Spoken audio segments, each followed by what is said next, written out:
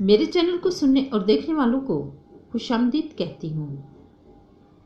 आज मैं सबक आमूज़ कहानी शेयर करूँगी, ख्वाहिश का कुआं।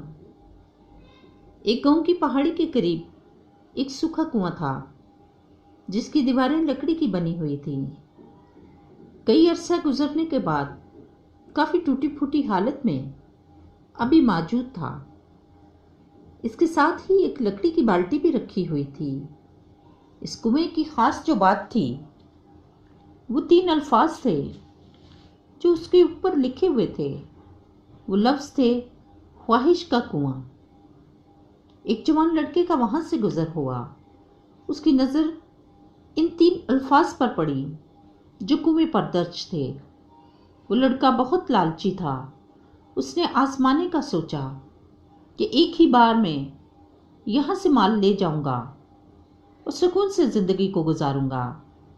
ये सोचते ही उस जवान लड़के ने आंखें बंद करके बहुत सारे सोने की ख्वाहिश की और थोड़ी देर बाद आंखें खोली और इर्द गिर्द देखा। कुछ भी नहीं था। उसने कुएं के अंदर झांका तो कुएं में एक बर्तन सोने से भरा हुआ था। उसने हाथ बढ़ाकर पकड़ने की कोशिश की, लेकिन हाथ वहां तक नहीं पहुंचा। फिर उसने एक लकड़ी की मदद से पकड़ना चाहा, फिर भी कामयाब नहीं हुआ। और भी तरीके इस्तेमाल किए, पर वो सोने के बर्तन तक पहुंचने में नाकाम रहा। वो जवान कुएं को बुरा भला कहकर अपने सफर पर चला गया। इसके बाद एक और जवान लड़के का वहां से गुजर हुआ। उसने भी वो 3 अल्फाज पढ़े। उसने भी आजमाने के लिए आंखें बंद करके अपनी मंगेतर के लिए हीरे की खूबसूरत अंगूठी मांगी। जब आंखें खोलकर इधर उधर देखा, कुछ ना पाया।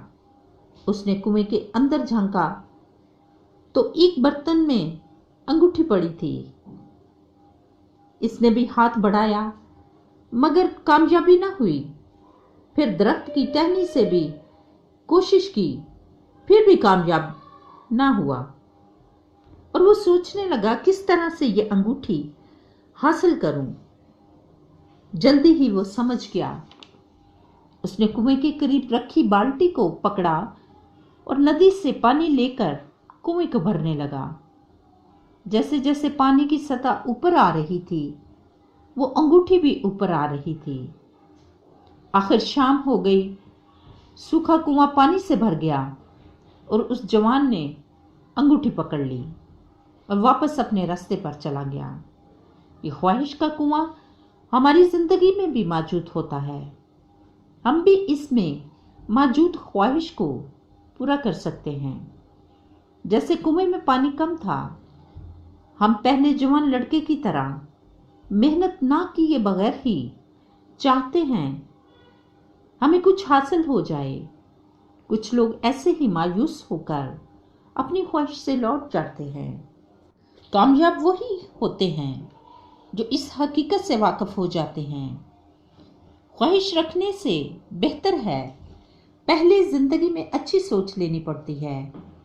अपना ख्वाब और मेहनत को पूरा करना पड़ता है, तब जाकर आपको मेहनत का फल मिलता है।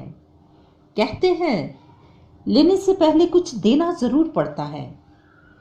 दोस्तों, फिर एक नई कहानी और नए पैगाम के साथ मिलेंगे।